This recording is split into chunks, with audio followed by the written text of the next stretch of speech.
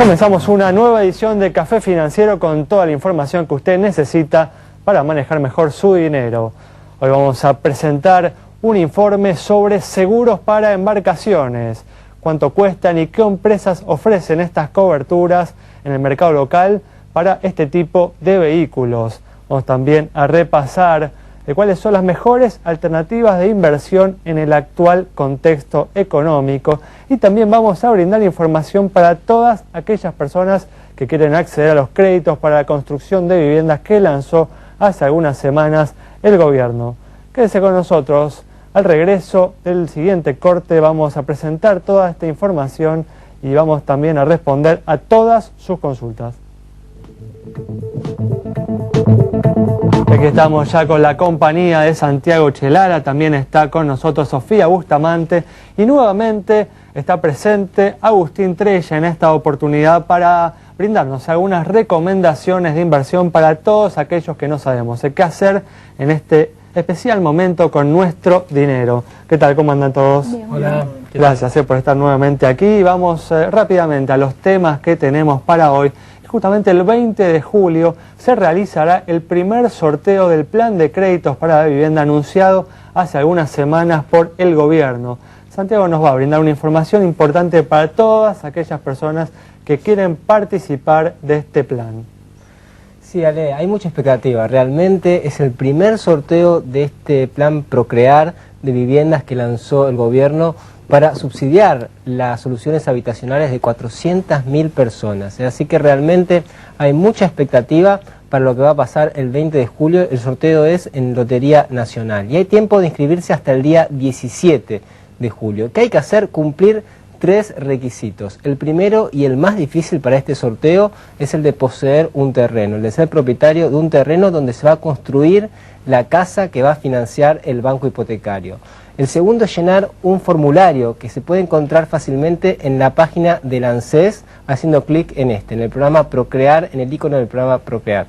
Y el tercer requisito es asistir a una charla informativa que se dan en el banco hipotecario y uno también pide turno para asistir a esas charlas en la página del ANSES. Cumpliendo esos 3 requisitos, uno puede participar en el sorteo y no es por orden de llegada, es decir, todo aquel que se inscribe hasta el día 17 de julio puede participar en el sorteo del día 20. Recordemos que los créditos tienen tasas de interés del 2 al 14%, tasas de intereses que ya prácticamente no existen en el mercado y que son, bueno, un subsidio que da el Estado Nacional con dinero del ANSES para que la gente pueda acceder con mayores facilidades a esto, a una vivienda única, justamente es lo que está haciendo el gobierno ahora.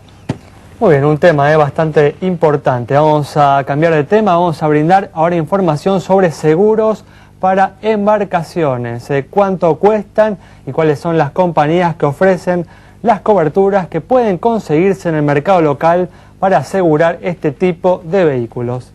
Así es, y lo que tenemos que aclarar es que este estudio que realizamos es para una lancha en particular, porque al igual que con los autos, no vale lo mismo un seguro para un determinado auto de alta gama como para otro.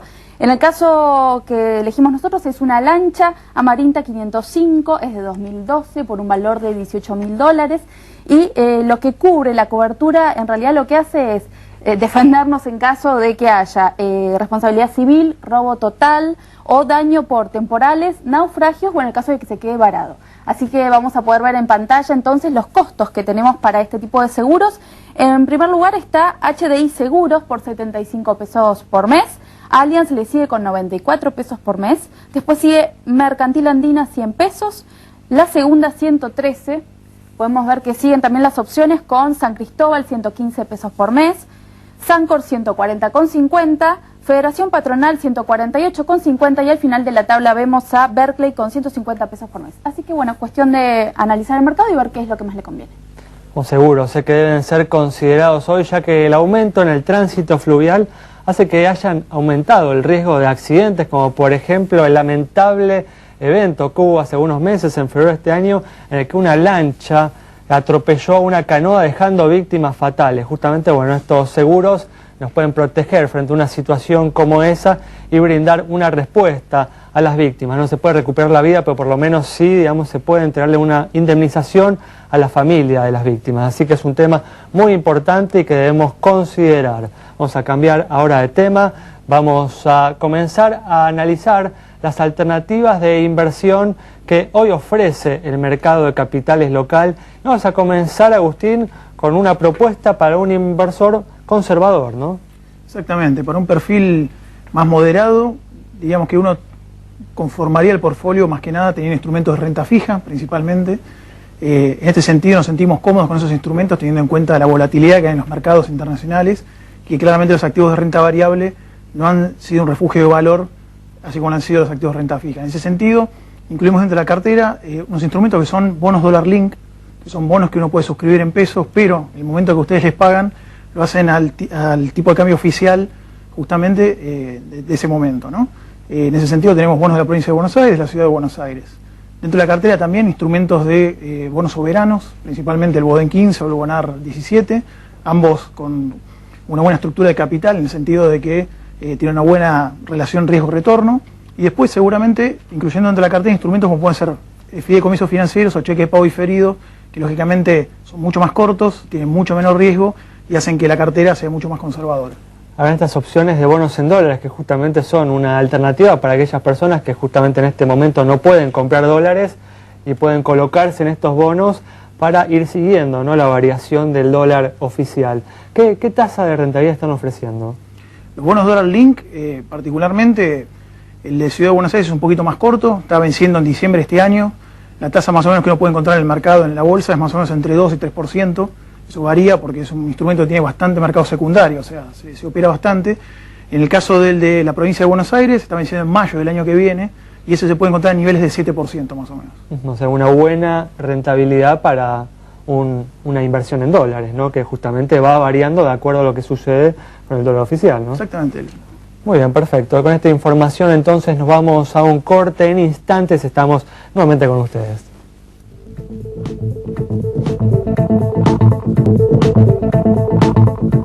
Y aquí ya estamos con la compañía de Gerardo Gambina, el productor de seguros, que hoy nos está acompañando para responder las consultas que ustedes nos han enviado sobre el seguro que presenta diversas complejidades y que nosotros aquí intentamos responderlas. Pero, bueno, antes ya estaba yendo rápidamente a las otras consultas. ¿Qué tal? Todo muy bien, gracias por invitarme. No, gracias a vos por venir.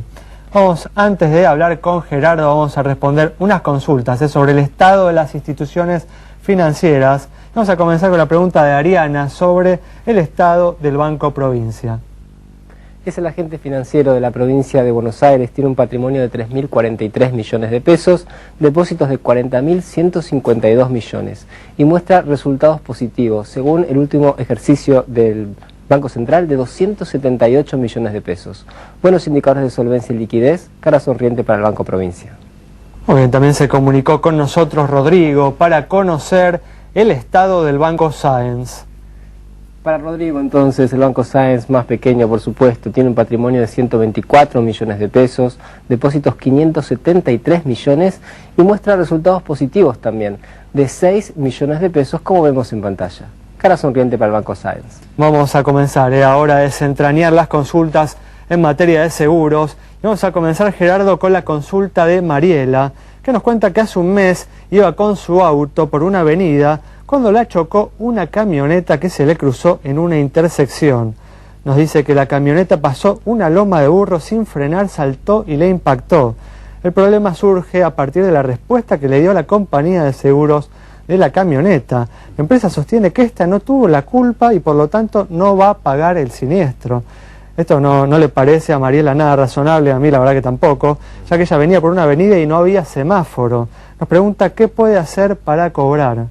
Bueno, Mariela, en realidad para hacer un reclamo en una compañía de seguros hay dos vías normalmente. Una es la vía administrativa, en la cual, tal cual lo hizo ella, dirigirse a la compañía, explicar el problema y que la compañía la atienda.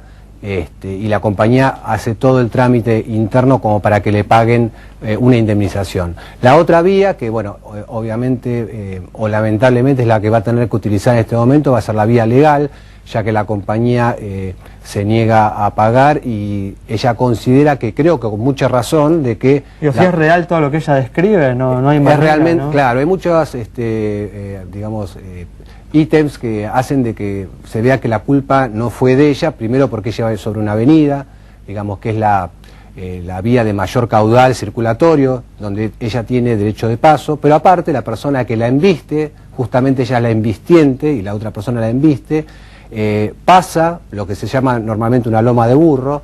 Justamente eso se coloca como para que la gente pueda aminorar la marcha y aparentemente saltó esa loma, así que realmente por el tipo de siniestro va a tener que hacer una presentación legal mediante un abogado. Muy bien, perfecto. Bueno, seguimos con información financiera.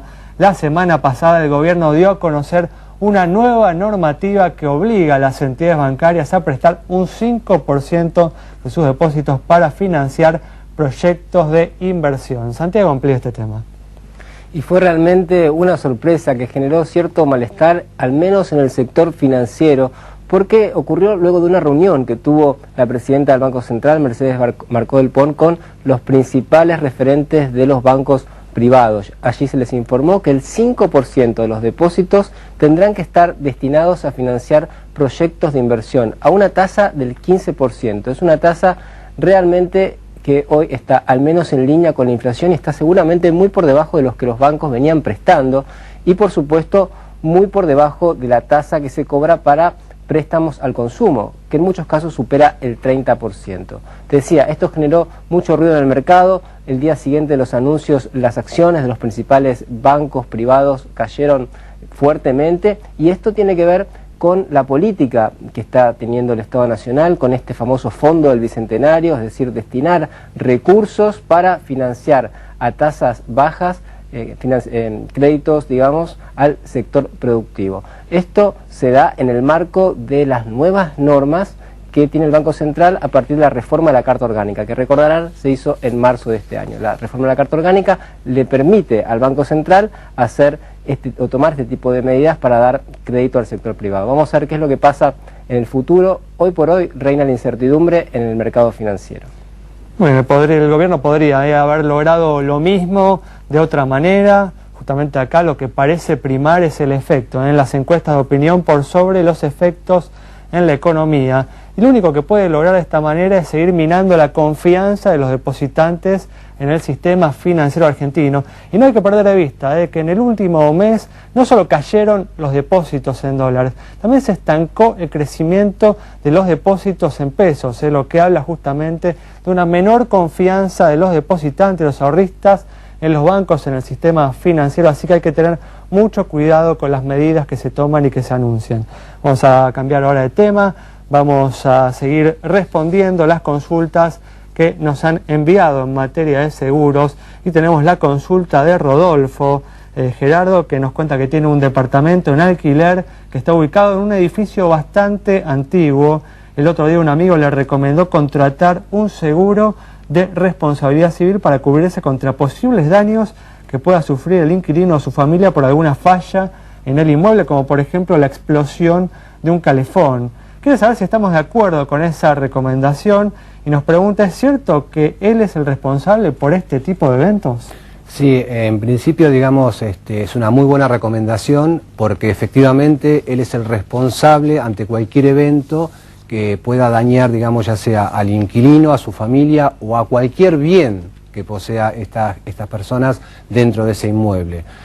Justamente hay compañías que han lanzado un producto especial de lo que se llama responsabilidad civil para inquilinos, donde la compañía va a cubrir cualquier problema que tenga justamente la gente que viva en ese lugar, cualquier daño que sufran, siempre por vicios ocultos. O sea, se le llama un vicio oculto justamente, como la palabra bien lo dice, a pequeños problemas que pueda tener la vivienda que no son, digamos, visibles como a simple vista, valga la redundancia.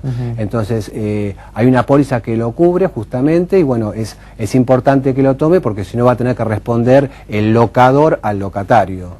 Pero ¿en qué tipo de situaciones vos recomendás este tipo de producto? ¿A cualquier propietario de un departamento en alquiler o a determinados departamentos que por ahí pueden presentar mayores riesgos que otros? Sí, posiblemente haya una mayor, digamos, facilidad de que ocurra algún siniestro en un departamento de más años a uno más moderno o más actual. Pero siempre es recomendable tenerlo, digamos, como para que el locador, así como a veces se piden las garantías para poder alquilar y tener, que él tenga las garantías de que la persona va a pagar el alquiler mensualmente, también a su vez el locador puede... el locatario puede pedirle al locador de que él también tenga cierta seguridad dentro de su vivienda, sobre todo tratándose de departamentos de cierta cantidad de años, ¿verdad? Muy bien, bueno, Gerardo, muy claro, muchas gracias. No hay problema. Bueno, vamos a cambiar de tema ahora y vamos a seguir con recomendaciones de inversión. Dimos en el bloque anterior una recomendación para un inversor conservador, ahora vamos a ir con una recomendación para un inversor más atrevido. Agustín. Bueno, para una inversión con un portafolio un poco más agresivo, en principio vamos a destinar un 70% del portafolio a lo que son instrumentos de renta fija y un 30% restante a instrumentos de renta variable. Dentro de los instrumentos de renta fija vamos a tener un mix entre bonos provinciales y bonos soberanos en dólares y seguramente vamos a incluir también bonos con cláusula dólar link, que son bonos que se suscriben en pesos pero pagan al tipo de cambio oficial. Con respecto al 30% variable vamos a recomendar acciones, principalmente del mercado local, empresas como Telecom o empresas como Molinos y Ledesma, que se ven beneficiadas de alguna manera por el buen momento que están pasando los commodities hoy por hoy. Y quizás un 10% del portafolio para los cupones del PBI, principalmente los cupones en dólares. Muy bien, perfecto. Con esta información vamos a cambiar ahora de tema y vamos a responder a una última consulta, en este caso sobre la situación de una empresa aseguradora. Exactamente, y es Nación Seguros. Podemos decir que tiene un activo de 1.368 millones de pesos, el pasivo es de 1.046 millones de pesos, el patrimonio alcanza los 321 millones, los resultados son de 11,8 millones, las primas son de 1.223 millones de pesos y los juicios que informa la compañía son 3.221. Estos datos están dentro de los parámetros normales, por lo tanto le asignamos la luz verde en nuestro semáforo.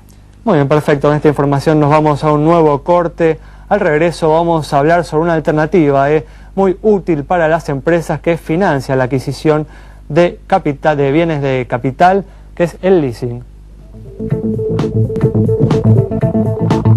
Muy bien, vamos a iniciar un nuevo tema y en los últimos años justamente se viene difundiendo una interesante alternativa de financiamiento para las empresas que necesitan adquirir o incorporar bienes de capital. Para adentrarnos en los detalles de esta alternativa que presenta interesantes ventajas, está con nosotros Gabriela Tolchinsky, que es gerente comercial de la empresa de leasing de Banco Comafi. ¿Qué tal, Gabriela? ¿Cómo andás? Hola, ¿cómo están? Gracias por acompañarnos. No, por favor, un gusto. Y contanos así desde el inicio, ¿cuáles son las principales ventajas que presenta justamente el leasing a las empresas que desean incorporar bienes de capital?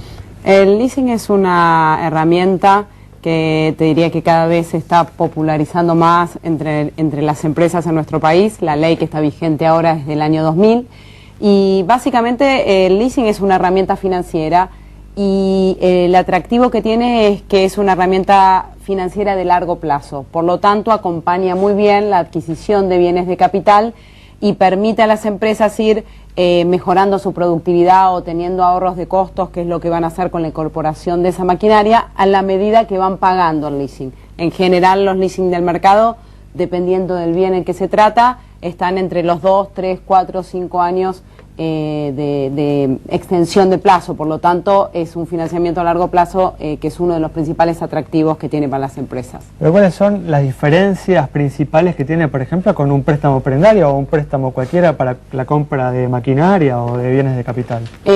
Básicamente, primero, en general, lo que se financia es la totalidad del bien, porque el dador, que es en general en nuestro país son bancos los propietarios de los bienes, compran a un proveedor el bien en su totalidad, obviamente, para ser los propietarios, y luego se lo dan en leasing, se lo entregan en leasing a la empresa, por lo tanto es una financiación de la totalidad del bien.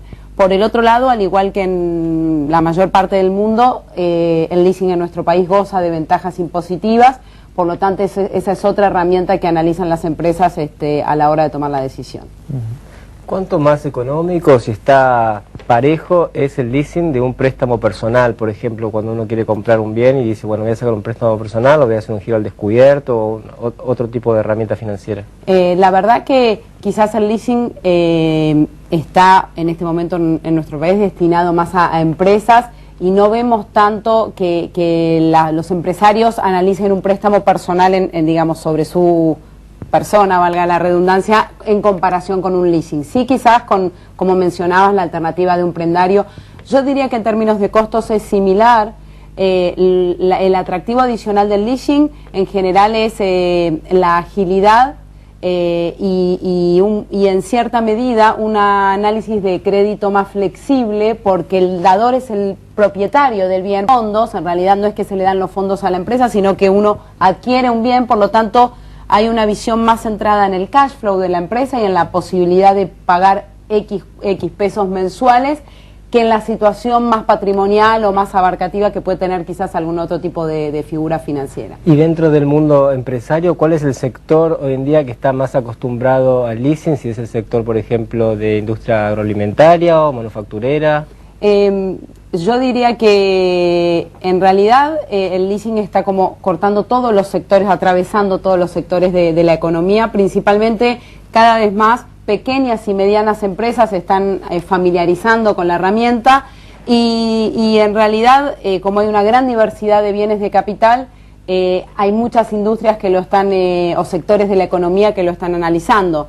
Desde ya el sector de la construcción o el sector agrícola, el sector industrial.